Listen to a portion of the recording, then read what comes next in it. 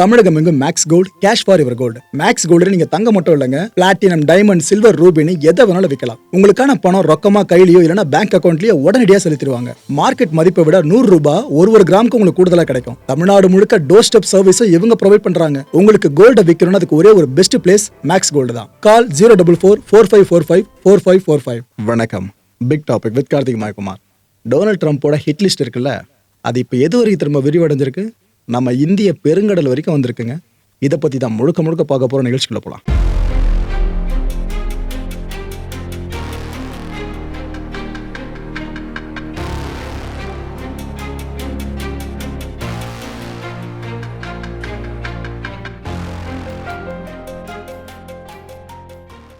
இந்த ஈரான் அரசு சமீபத்தில் ஒரு பதிவு போட்டிருந்தாங்க, கவனிச்சிங்களா?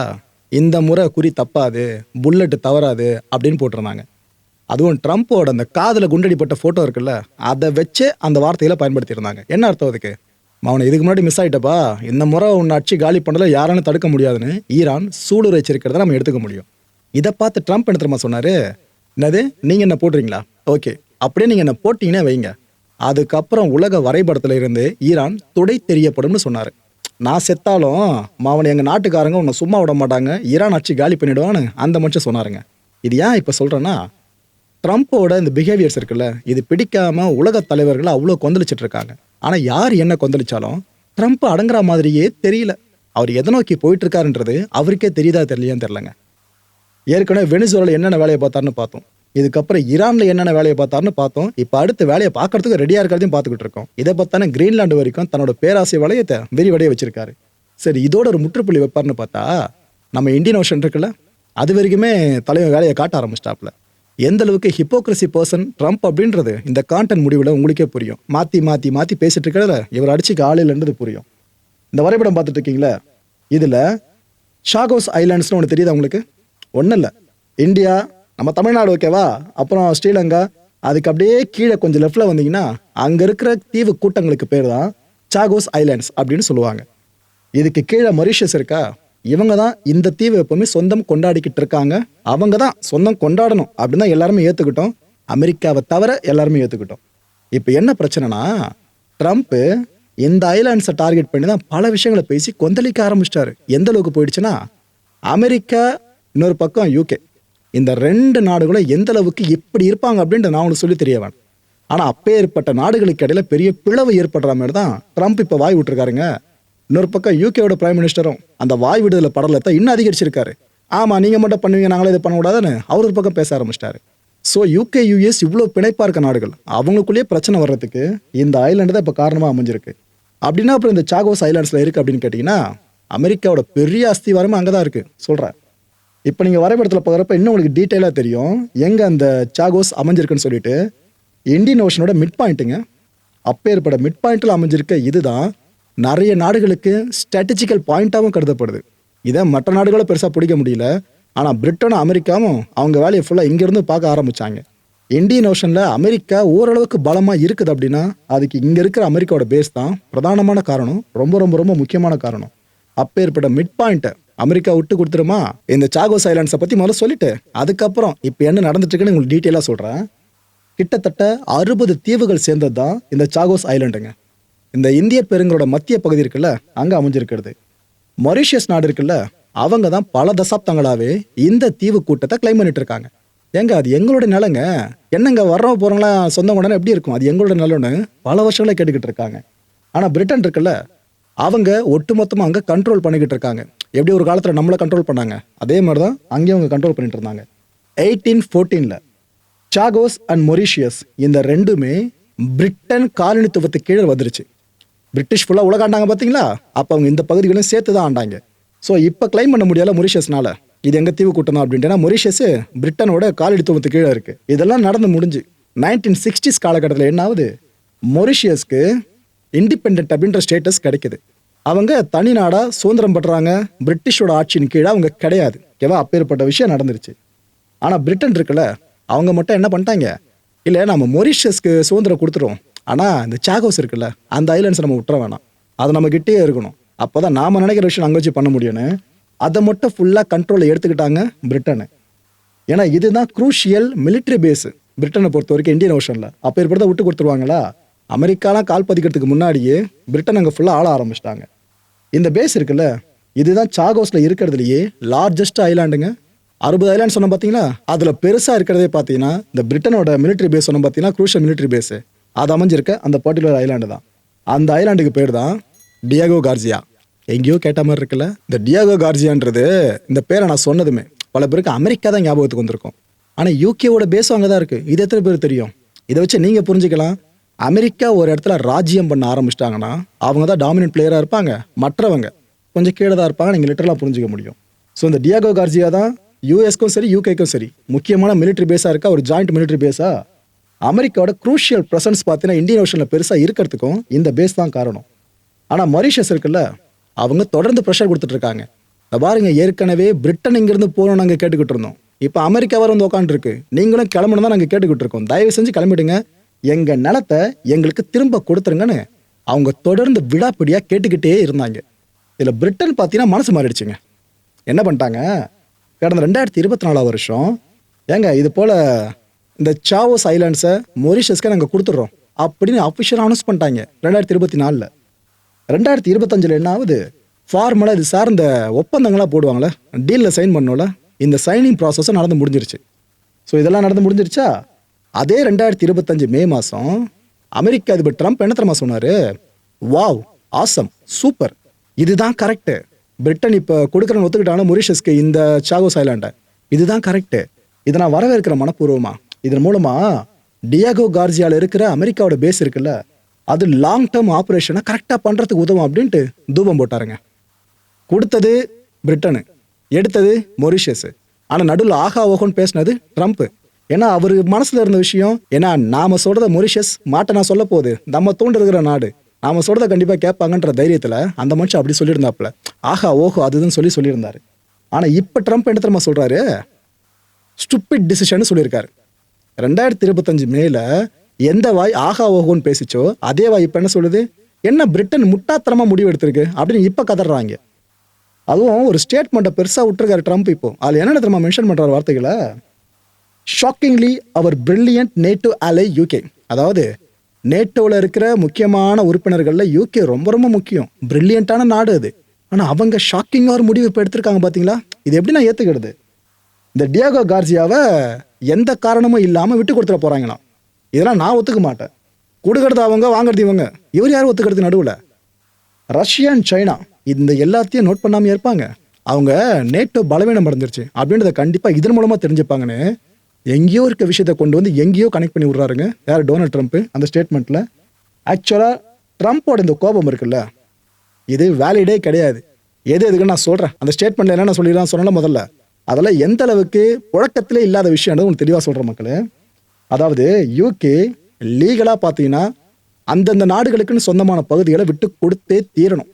அவங்க விட்டு கொடுக்கவே மாட்டேன்னு சொல்லியிருந்தா இன்னும் இந்த உலகம் பிரிட்டிஷோட காலனித்துவத்திற்கேடு தான் இருந்திருக்கும், நாம உட்பட. ஸோ லீகலாகவே பார்த்தீங்கன்னா யூகே விட்டு கொடுத்தாகணும். கொடுத்துச்சா? யூகே லீகலாக கரெக்டாக பண்ணிட்டாங்களா? ஒன்று. ரெண்டாவது, இந்த காலனிசம் அப்புறம் இந்த கான்குவெஸ்ட்டு, இது எல்லா ஆர்குமெண்ட்ஸும் இந்த 2026 வேலிடே கிடையாது, எதுவுமே வேலிட் இல்லை. ஏன்னா இந்த சாகோஸ் இருக்குது பார்த்தீங்களா, இது யூகேலேருந்து 10,000 கிலோமீட்டர் டிஸ்டன்ஸில் அமைஞ்சிருக்கிறது. எங்கேயோ இருக்க யூகே 10,000 டிஸ்டன்ஸ் எங்கேயோ இருக்கிற அந்த சாகோஸ் சார்ந்து சொந்தங்களோட முடியுமா தொடர்ந்து? அவனை இவ்வளோ நாள் பண்ணதே தப்பு தான் எல்லாரும் சொல்லிக்கிட்டு இருக்கோம். அப்படி இருக்கிறப்ப இதுக்கப்புறமா யூகே தொடர்ந்து நாங்கள் உங்களுக்கு கொடுக்க மாட்டோம் அந்த ஐலாண்ட்ஸை அப்படின்னு நான் சொல்லுவாங்க. இதெல்லாம் தாண்டி 99 ஆண்டுகளுக்கான குத்தகை மட்டும் தான் எடுத்திருக்காங்க. யூகே எங்கே பேச போட்டாலும் சரி, யூஎஸ் எங்கே பேச போட்டாலும் சரி, 99 ஆண்டுகளுக்கு மட்டும் தான் லீஸ்ட்டில் அதை ஃபுல்லாக அந்த இடத்துல ஆப்ரேஷன்ஸை மேற்கொள்ள முடியும். ட்ரம்ப்போட ஸ்டேட்மெண்ட் முதல்ல காமிச்சேன் பார்த்தீங்களா, அதுக்கப்புறம் இதெல்லாம் வேலிடே இல்லைன்னு சொன்னோம் பார்த்தீங்களா. இப்போ இன்னொரு விஷயத்த சொல்லிடுறேன். ட்ரம்ப் சொன்ன அதே விஷயம் தான். அதாவது நேஷனல் செக்யூரிட்டி ரீசன்ஸ் இருக்குல்ல, அமெரிக்காவோட நேஷனல் செக்யூரிட்டி ரீசன்ஸ் தான். இதில் எதுக்காக நாங்கள் கிரீன்லாந்தை கேட்டுக்கிட்டு இருக்கோம்? இதுக்கான காரணம் இந்த டியாகோ கார்சியா இருக்குல்ல, இதை கனெக்ட் பண்ணி பார்க்குறப்ப உங்களுக்கு தெளிவாக புரியும். எங்கள் நாட்டோட பாதுகாப்புக்கு இது ரெண்டும் அவ்வளோ முக்கியம் அப்படின்னு கதறாப்புல அந்த ஸ்டேட்மெண்ட்டில். ஆனால் ஒரு உண்மை என்ன தெரியுமா, கிரீன்லாந்து அமைஞ்சிருக்கிறது ஆர்க்டிக் அண்ட் அட்லாண்டிக் ஓஷனுக்கு மத்தியில், டியாகோ கார்சியா அமைஞ்சிருக்கிறது இந்தியன் ஓஷனில். இது ரெண்டுத்துக்கும் டிஸ்டன்ஸ் எவ்வளோ தெரியுமா? இந்த டியாகோ கார்சியாவுக்கும் கிரீன்லாந்துக்கும் மினிமம் 10,000 கிலோமீட்டருங்க. அதுக்கு மேலே தான் கண்டிப்பாக. ஓகேவா? எங்கேயோ இருக்க டியாகோ கார்சியாவையும் எங்கேயோ இருக்க கிரீன்லாந்தையும் கனெக்ட் பண்ணி சொல்கிறாப்புல ட்ரம்ப், இது அமெரிக்காவோட பாதுகாப்புக்கு அச்சுறுத்தலை ஏற்படுத்தும், மற்றவங்கிட்ட போயிடுச்சுன்னா அதனால் எங்ககிட்ட இருக்கணும் அப்படின்ட்டு. இங்க இருக்கிற அமெரிக்கா இது ரெண்டும் சார்ந்து எதுக்காக இப்படி ஒரு லிங்கை ஏற்படுத்தணும், புரியுதா? அவங்களுக்கு தேவை என்னவோ அது நடந்துடணும். அதுக்காக என்ன மாதிரி சப்ப காரணமா இருந்தாலும் அதை ட்ரம்ப் சொல்லுவாப்புல. அதான் இங்க தெளிவா பார்க்க முடியுது. சம்மந்தமே இல்லைல்ல, லாஜிக் இல்லாம எங்கெங்கே கனெக்ட் பண்ணி இது அமெரிக்காவை பாதுகாக்கும்னு சொல்லிட்டு இருக்காரு. சரி, இவ்வளோ தூரம் ஏன்னா உலக தலைவர்கள்லாம் பயங்கரமா ட்ரம்ப்பை விமர்சிப்பாங்கன்னு தெரிஞ்சோம், இதுக்காக ட்ரம்ப் தொடர்ந்து டியாகோ கார்சியா மேலே குறியா இருக்காரு அப்படின்னு கேட்டீங்கன்னா காரணம் இருக்கு. வேற என்ன, பர்சனல் ஈகோ இந்த மனுஷன் எவ்வளோ இருக்குன்னு உங்களுக்கு தெரியும்.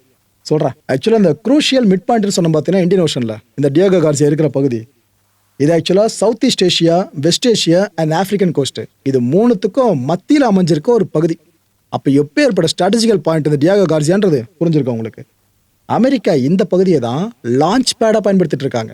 அதாவது அமெரிக்காவுக்கு பிடிக்காத ஒரு நாடு அமெரிக்காவுக்கு வெளியே இருக்குன்னு வைங்க, அந்த நாட்டை அமெரிக்கா அடிக்கணும் அப்படின்னா இந்தியன் ஓஷன் பக்கத்தில் அந்த நாடு இருந்துச்சுன்னா இதை தான் லான்ச் பேடாக பயன்படுத்துவாங்க. இந்த டியாகோ கார்சியால இருந்து தான் போர் விமானங்களை அனுப்புவாங்க.